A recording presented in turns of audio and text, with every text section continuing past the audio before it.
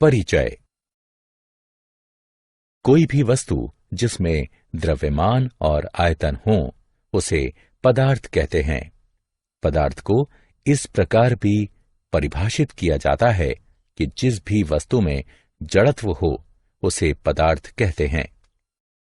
सभी ठोस, द्रव और गैसें जिनसे आपके दैनिक जीवन में सामना होता है वो किसी न किसी प्रकार के ठोस हैं। आप जीव विज्ञान में सजीवों के वर्गीकरण से परिचित ही हैं। उद्देश्य। इस पाठ के अंत में आप निम्न करने में सक्षम हो जाएंगे: अवयवों, यौगिकों और मिश्रणों के अंतर को समझना, विलयन के अनुपात जानना, निलंबन और कोलाइट विलयन के बीच अंतर समझना, समांग द्रवों और विषमांग द्रवों को पृथक करने की अवधारणा को समझना, वायु के अवयवों के पृथक्करण को समझना, पदार्थों का वर्गीकरण। पदार्थ एक द्रव्य होता है जिसकी संरचना समान होती है। इसका अर्थ यह हुआ कि पदार्थ चाहे जहां भी पाया जाए वो सदैव समान रहता है। ये सभी पदार्थ हैं क्योंकि आप उन्हें जहां भी पाएंगे उनकी संरचना सदैव समान रहेगी। सभी अवयव और सभी यौगिक पदार्थ कहे जाते हैं। अवयव वे पदार्थ होते हैं जो एक प्रकार के परमाणु से बने होते हैं। इस समय कुल 113 ज्ञात अवयव हैं, जिनमें से ज्यादातर धातुएं हैं। आवर्त सारणी में दिए गए चिन्ह ज्ञात अवयवों को व्यक्त करते हैं। परमाणु भी छोटे कणों से बने होते हैं, लेकिन उन्हें सामान्य रासायनिक तरीके से विभाजित नहीं किया जा सकता। यौगिक और प्रावस्था। यौगिक वे पदार्थ होते हैं जो एक से अधिक प्रकार के परमाणुओं से बने होते हैं, जैसे जल, हाइड्रोजन और ऑक्सीजन परमाणुओं से मिलकर बना होता है। कार्बन डाइऑक्साइड कार्बन और ऑक्सीजन परमाणुओं से मिलकर बनी है। खाने वाला नमक सोडियम और क्लोरीन परमाणु से मिलकर बना है। यौगिक मिश्रण से अलग होते हैं, जिसमें वे रासायनिक रूप से जुड़े होते हैं। अवयवों के विपरीत यौगिकों को सामान्य यौगिक अभिक्रियाओं से अपघटित किया जा सकता है या तोड़ा जा सकता है। प्रावस्था। पदार्थ का वह क्षेत्र जिसका अपना स्वतंत्र गुण धर्म हो उसे प्रावस्था कहते हैं। चॉकलेट बिस्किट के टुकड़े में आटे और चॉकलेट के टुकड़े का गुण धर्म भिन्न होता है, इसलिए वे भिन्न प्रावस्था को व्यक्त करते हैं। शुद्ध स्वर्ण जो कि एक अवयव है, उसमें सिर्फ एक प्रावस्था होती है। इटालियन ड्रेसिंग में कई प्रावस्थाएं होती हैं, जबकि लवण युक्त जल के विलयन में केवल एक प्रावस्था हो सकती है। समांगी पदार्थ और मिश्रण। समांगी पदार्थ। कोई भी पदार्थ जिसमें केवल एक प्रावस्था हो उसे समांगी पदार्थ कहते हैं। हाइड्रोजन जैसे अवयव और चीनी जैसे मिश्रण और लवण जल जैसे विलयन को समांगी माना जाता है, क्योंकि वे एक समान होते हैं। एक सैंपल के सभी क्षेत्र सैंपल के सभी दूसरे क्षेत्रों के समान होते हैं। मिश्रण दो या अधिक पदार्थों से मिलकर बने होते हैं जो भौतिक रूप से जुड़े होते हैं। विशेष मिश्रण अलग अलग सैंपल में भिन्न भिन्न हो सकता है। कुछ मिश्रण इतने अच्छी तरह मिले हुए होते हैं कि उन्हें केवल एक प्रावस्था से बना समांगी माना जाता है। दूसरे मिश्रण जो एक से अधिक प्रावस्था से बने होते हैं उन्हें विषमांगी मिश्रण कहते हैं। विलयन विशेष प्रकार के समांगी पदार्थ होते हैं, क्योंकि वे यौगिक से भिन्न होते हैं। विलयन के भाग भौतिक रूप से जुड़े होते हैं, न कि रासायनिक रूप से। जब आप 1 गिलास लवण जल डालते हैं तो लवण जल के साथ रासायनिक अभिक्रिया नहीं करता। दोनों भाग आपस में इतनी अच्छी तरह मिल जाते हैं कि प्राप्त विलयन को एक समान कहा जाता है।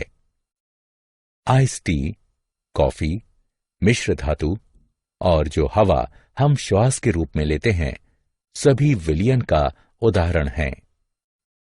विलयन 2 भागों से मिलकर बनते हैं, विलय जो घुलते हैं और विलायक जो घुलाते हैं। लवण जल में नमक विलय है और जल विलायक है। विषमांगी मिश्रण। विषमांगी मिश्रण एक से अधिक प्रावस्थाओं से मिलकर बने होते हैं और उन्हें भौतिक रूप से पृथक किया जा सकता है।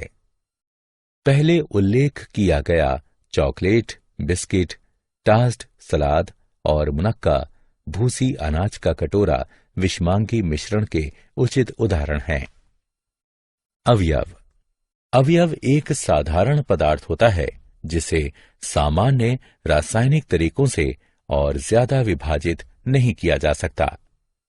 कार्बन, हाइड्रोजन, आयरन इत्यादि अवयव के कुछ उदाहरण हैं।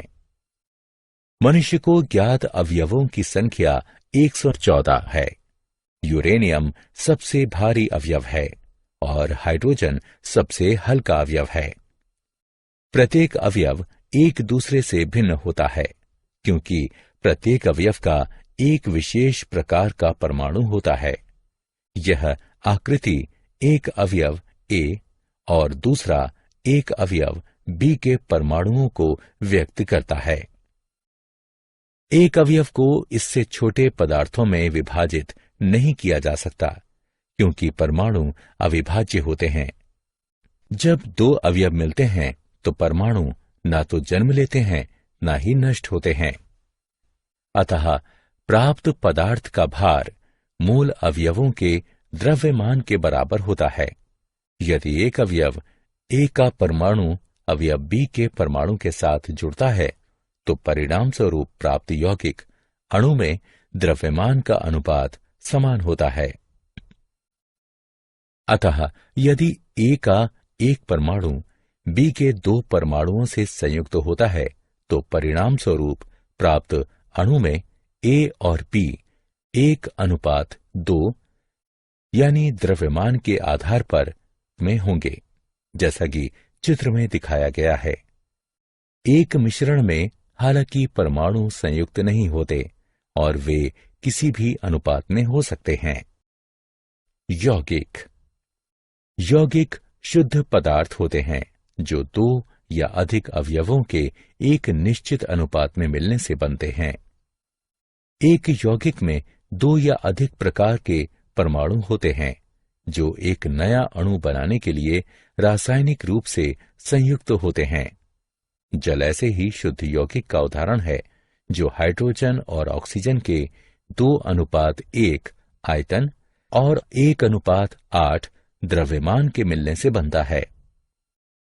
हाइड्रोजन और ऑक्सीजन गैस के रूप में उपस्थित अवयव के अणु हैं, लेकिन विशेष स्थिति में हाइड्रोजन के 2 परमाणु को ऑक्सीजन के 1 परमाणु से संयुक्त किया जाए तो जल के अणु का निर्माण होता है। अतः जल एक यौगिक है। यौगिक विशेषकर जल 2 अवयवों को हाइड्रोजन और ऑक्सीजन को 1:8 द्रव्यमान में मिलाने से बनता है। यौगिक समांगी पदार्थ होते हैं जिनमें 2 या अधिक अवयव द्रव्यमान के एक निश्चित अनुपात में संयुक्त होते हैं। यौगिक के उदाहरण हैं साधारण नमक, कार्बन डाइऑक्साइड इत्यादि। अवयव और यौगिक में विभेद। मिश्रण। जब 2 या अधिक अवयव या यौगिक एक साथ मिलाए जाते हैं तो वे अपना निजी गुणधर्म छोड़े बगैर आपस में घुल जाते हैं। इन्हें मिश्रण कहा जाता है। मिश्रण को ऐसे पदार्थ के रूप में परिभाषित किया जा सकता है जो दो या अधिक पदार्थों की भिन्न मात्राओं से मिलकर बने होते हैं। वायु कई गैसों का मिश्रण है। इसमें ऑक्सीजन, नाइट्रोजन जैसे अवयव तथा CO2 और जल वाष्प जैसे यौगिक होते हैं। गतिविधि। एक बर्तन में आयरन और सल्फर का मिश्रण लिया गया है। इस मिश्रण के समीप एक चुंबक लाया जाता है। मिश्रण के साथ क्या होगा?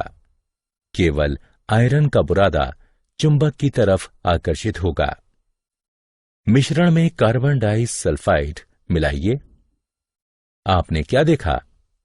सल्फर के कण घुल जाते हैं, जबकि आयरन का बुरादा अप्रभावित रहता है। इस गतिविधि से आप क्या समझते हैं? हम समझ सकते हैं कि मिश्रण के मूल संघटक अपना स्वतंत्र गुण धर्म बनाए रखते हैं। यहां आयरन चुंबक के प्रति आकर्षित होने का अपना गुण बरकरार रखता है और सल्फर कार्बन डाइऑक्साइड में घुलने की अपनी प्रकृति बरकरार रखता है। मिश्रण को समांगी या विषमांगी के रूप में वर्गीकृत किया जाता है। विलयन व्यावहारिक तौर पर समांगी मिश्रण होते हैं। समांगी और विषमांगी मिश्रण। एक विषमांगी मिश्रण सामान्यतः नंगी आंखों के प्रत्यक्ष होता है। यह दो भिन्न प्रकार के पदार्थों लवण और काली मिर्च, तेल और सिरका इत्यादि का मिश्रण होता है, जो कि भिन्न भौतिक अवस्थाओं, द्रव और गैस अवस्था में हो सकते हैं या नहीं भी हो सकते हैं। समांगी मिश्रण नंगी आंखों से देखने पर एक ही पदार्थ दिखाई देता है। इसका अर्थ है कि केवल एक भौतिक अवस्था, यानी केवल ठोस या केवल द्रव इत्यादि प्रत्यक्ष होती है और दो या अधिक पदार्थ इस प्रकार मिलाए जाते हैं कि नंगी आंखों से अलग अलग पदार्थों को पहचानना असंभव होता है। इसका एक उदाहरण है कृत्रिम मक्खन। आमतौर पर कृत्रिम मक्खन 3 तरह के पदार्थों से बना होता है। हालांकि तीनों पदार्थ मिलकर एक ऐसा पदार्थ बनाते हैं जो एक पदार्थ दिखता है। यौगिक और मिश्रण के बीच विभेद। गतिविधि। मिश्रण और यौगिक के बीच अंतर का अध्ययन करने के लिए एक चीनी मिट्टी के बर्तन में 56 ग्राम आयरन का बुरादा लीजिए। इसमें 32 ग्राम सल्फर चूर्ण मिलाइए। इन्हें अच्छी तरह से मिलाइए। एक दूसरे चीनी मिट्टी के बर्तन में 56 ग्राम आयरन और 32 ग्राम सल्फर चूर्ण लीजिए। इस बर्तन को उच्च तापमान तक गर्म कीजिए। अब आपने क्या देखा? अब एक चुंबक लीजिए। इसे दोनों बर्तनों के ऊपर से ले जाइए। अपने प्रेक्षण को दर्ज कीजिए। जब आयरन का बुरादा और सल्फर चूर्ण को चीनी मिट्टी के बर्तन में लिया जाता है तो वे एक मिश्रण बनाते हैं। आयरन और सल्फर परस्पर मिलते नहीं हैं। आयरन और सल्फर दोनों अपना स्वतंत्र गुण धर्म बनाए रखते हैं। जब हम मिश्रण के समीप एक चुंबक लाते हैं तो आयरन का बुरादा चुंबक की प्रति आकर्षित होता है। विलयन। दो या अधिक पदार्थों का मिश्रण एक विलयन, एक निलंबन या कोलाइड हो सकता है।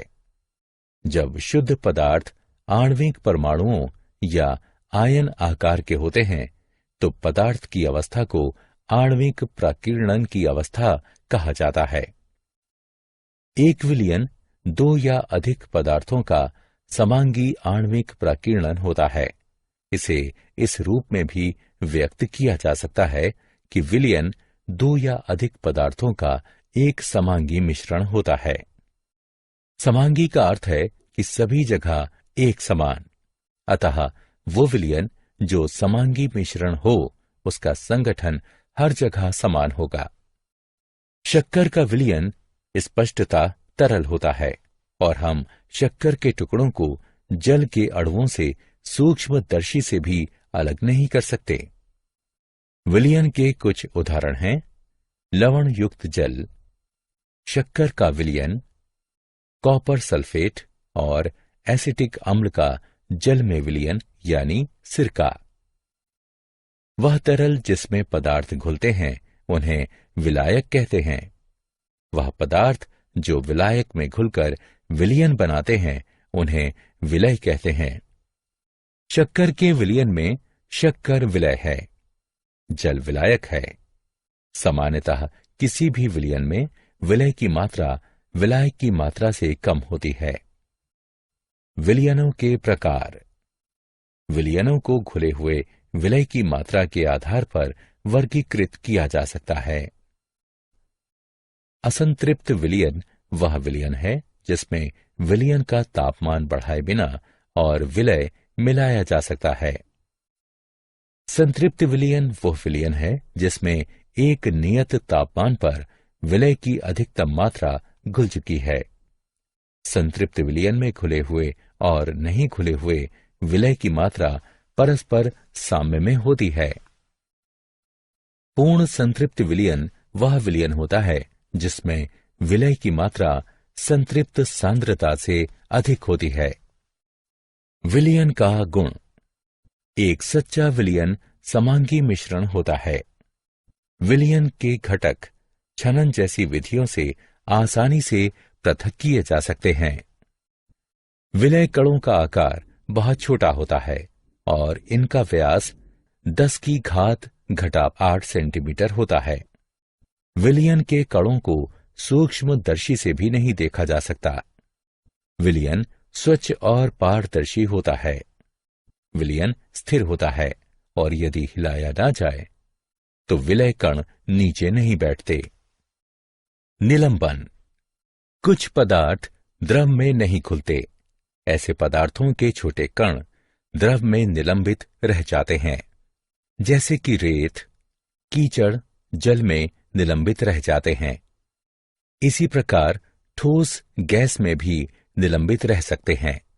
इन मिश्रणों को निलंबन कहते हैं। निलंबन एक विषमांगी मिश्रण होता है जिसमें ठोस के छोटे कण द्रव या गैस के पूरे द्रव्यमान में घुले बिना निलंबित रहते हैं। निलंबन के गुण धर्म। निलंबन एक विषमांगी मिश्रण होता है जिसमें ठोस के छोटे कण द्रव या गैस के पूरे द्रव्यमान में घुले बिना निलंबित रहते हैं। निलंबन में कण सामान्य आंखों से दिखाई देते हैं। कणों का व्यास 10⁻5 सेंटीमीटर होता है। विलयन में कणों को द्रव से अलग छान कर किया जा सकता है। स्थिर रखने पर निलंबन के कण नीचे बैठ जाते हैं। कोलाइड। कोलाइड विलयन देखने में समांगी लगता है, किंतु उच्च क्षमता वाले सूक्ष्मदर्शी से देखने पर यह वास्तव में विषमांगी होता है। कोलाइड सच्चे विलयन और निलंबन के मध्य होता है। कोलाइड वह विलयन होता है जिसमें विलय के कण का आकार सच्चे विलयन से बड़ा किंतु निलंबन से छोटा होता है। इस तालिका में कुछ कोलाइडों के सामान्य उदाहरण दिए गए हैं। टिंडल प्रभाव। कोलाइड अपने से गुजरने वाले प्रकाश को फैला देता है। इसका अर्थ है कि कोलाइड से होकर गुजरने वाली प्रकाश की किरण दिखती है। यदि अंधेरे कमरे में रखे कोलाइड से प्रकाश की किरण गुजरे तो प्रकाश का पथ कोलाइड कणों द्वारा प्रकाश के फैलाव के कारण देखा जा सकता है। इसी प्रकार का प्रभाव तब भी देखा जा सकता है जब प्रकाश की किरण धूल भरे वायु से होकर गुजरती है। कोलाइड कणों द्वारा प्रकाश के फैलाए जाने की परिघटना को टिंडल प्रभाव कहते हैं। यह प्रभाव सच्चे विलयनों में नहीं दिखाई देता। द्रवों में टिंडल प्रभाव लेजर पॉइंटर की सहायता से आसानी से देखा जा सकता है। यदि आप दूध को इतना पतला करें कि यह लगभग पारदर्शी हो जाए या आपके पास किसी प्रकार का विलयन हो, जैसे कि कोलाइडल सिल्वर, तो लेजर की किरण द्रव से गुजरते हुए आसानी से देखी जा सकती है। मिश्रण और दो अमिश्रणीय द्रवों का पृथक्करण। एक मिश्रण के घटकों को पृथक करना। विस्मांगी मिश्रण को सामान्य भौतिक विधि जैसे हाथ से चुनकर, छानकर इत्यादि से पृथक किया जा सकता है, लेकिन मिश्रण के घटकों को अलग करने के लिए विशेष विधियों की आवश्यकता होती है। दो अमिश्रणीय द्रवों का पृथक्करण। दो अमिश्रणीय द्रवों का पृथक्करण कीप द्वारा किया जा सकता है। गतिविधि। एक पृथक्करण कीप लीजिए और इसमें डाइएथिल ईथर लीजिए। इसे कुछ देर स्थिर छोड़ दीजिए। डाइएथिल ईथर और जल की परत पृथक हो जाती है। कीप के नीचे एक फ्लास्क रखिए और ऊपर से स्टॉपर हटाकर स्टॉप कॉर्क को खोल दीजिए। जल की निचली परत को बाहर निकाल दीजिए। जब डाइएथिल ईथर स्टॉप कॉर्क के पास पहुंचे तो पृथक्करण कीप के स्टॉप कॉर्क को बंद कर दीजिए। दो मिश्रणीय द्रवों का पृथक्करण। दो मिश्रणीय द्रवों का आसवन विधि से पृथक्करण। गतिविधि। एक आसवन फ्लास्क में एसीटोन और जल लीजिए। एक छिद्र में थर्मामीटर डालिए। फ्लास्क के बगल की नलिका को लाइबिक के दोहरी दीवार वाले संघनक से जोड़िए। गैस बर्नर की सहायता से द्रव को गर्म कीजिए। एसीटोन वाष्पीकृत होता है। वाष्पन से प्राप्त वाष्प संघनक के बगल के भाग में एकत्रित होता है। संघनक में बहता हुआ शीतल जल एसीटोन को द्रव के रूप में संघनित कर देता है, जो कि गृहीता में एकत्रित होता है। फ्लास्क में जल शेष रह जाता है। ऊर्ध्वपातन। अमोनियम क्लोराइड, कपूर इत्यादि पदार्थ गर्म करने पर ठोस से सीधे गैसीय अवस्था में परिवर्तित हो जाते हैं। ऐसे पदार्थों के लिए ऊर्ध्वपातन की विधि प्रयोग की जाती है। ऊर्ध्वपातन वह प्रक्रम है जिसमें ठोस सीधे गैसीय अवस्था में परिवर्तित हो जाता है। गतिविधि। एक चीनी बर्तन में रेत और आयोडीन का मिश्रण लीजिए। बर्तन को उल्टे कीप से ढक दीजिए। बर्नर की सहायता से मिश्रण को धीमे धीमे गर्म कीजिए। कीप से आयोडीन वाष्प की बैंगनी रंग की लौ उठती हुई साफ तौर पर देखी जा सकती है। आयोडीन वाष्प कीप में संघनित होकर ठोस रूप में एकत्रित होता है। जब बर्तन के मिश्रण से वाष्प निकलनी बंद हो जाए तो गर्म करना बंद कर दें। शुद्ध आयोडीन क्रिस्टल निकल चुके हैं। ऊर्ध्वपातनीय रेत बर्तन में शेष रह जाती है। आयोडीन ऐसे पदार्थ का सामान्य उदाहरण है जो प्रत्यक्षतः कमरे के तापमान पर धीरे धीरे ऊर्ध्वपातित होता है। क्रिस्टलीकरण। किसी पदार्थ के गर्म विलयन को ठंडा करने पर वह उसी पदार्थ का शुद्ध क्रिस्टल प्रदान करता है। गतिविधि। बीकर में 100 ml पानी लीजिए। तनु सल्फरिक अम्ल की कुछ बूंदें डालकर विलयन को अम्लीकृत कीजिए। पानी को गर्म कीजिए। जब यह उबलना शुरू कर दे तो इसमें कॉपर सल्फेट चूर्ण को धीरे धीरे तब तक मिलाइए जब तक कि संतृप्त विलयन न प्राप्त हो जाए।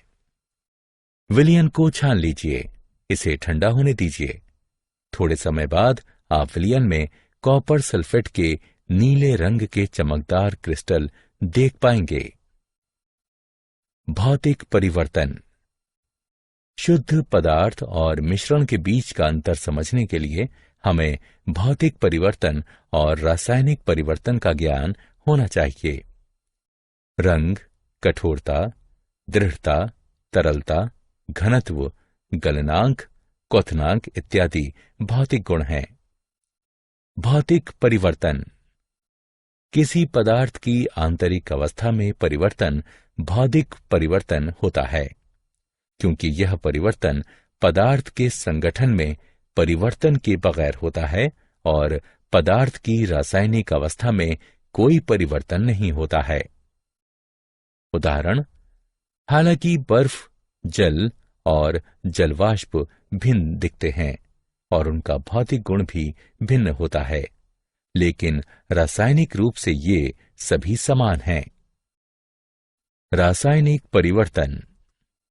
यदि पदार्थ की भौतिक अवस्था में परिवर्तन हो तो इसे रासायनिक परिवर्तन कहते हैं।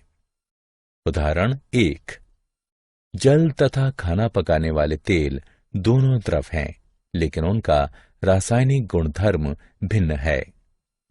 उनकी गंध और ज्वलनशीलता भिन्न है। हम जानते हैं कि तेल हवा में जलता है, जबकि जल आग को बुझाता है। तेल का रासायनिक गुण उसे जल से भिन्न बनाता है। उदाहरण 2, जलना एक रासायनिक परिवर्तन है। जलने की प्रक्रिया में एक पदार्थ दूसरे से क्रिया करके अपने रासायनिक संगठन में परिवर्तन लाता है। रासायनिक परिवर्तन पदार्थ के रासायनिक गुण धर्मों में परिवर्तन लाता है तथा हम नया पदार्थ पाते हैं। रासायनिक परिवर्तन को रासायनिक प्रतिक्रिया भी कहा जाता है। सारांश। आइए हमने जो कुछ सीखा है उसे संक्षेप में दोहराएं। पदार्थ को मुख्यतः अवयव, यौगिक और मिश्रण के रूप में वर्गीकृत किया जाता है। अवयव वे पदार्थ हैं जो केवल एक तरह के परमाणु से बने होते हैं। यौगिक वे पदार्थ हैं जो एक से अधिक प्रकार के परमाणुओं से बने होते हैं। मिश्रण दो या अधिक प्रकार के पदार्थों के भौतिक रूप से मिलने से बनते हैं। एक विलयन दो या अधिक पदार्थों का समांगी आणविक फैलाव होता है। वह द्रव जिसमें पदार्थ घुलता है उसे विलायक कहते हैं। वह पदार्थ जो विलायक में घुलता है उसे विलय कहते हैं। विलयन को असंतृप्त, संतृप्त और पूर्ण संतृप्त के रूप में वर्गीकृत किया जाता है। निलंबन एक विषमांगी मिश्रण होता है जिसमें ठोस के छोटे कण द्रव या गैस के पूरे द्रव्यमान में घुले बगैर निलंबित रूप से विद्यमान रहते हैं। एक कोलाइड सच्चे विलयन और निलंबन के मध्य होता है।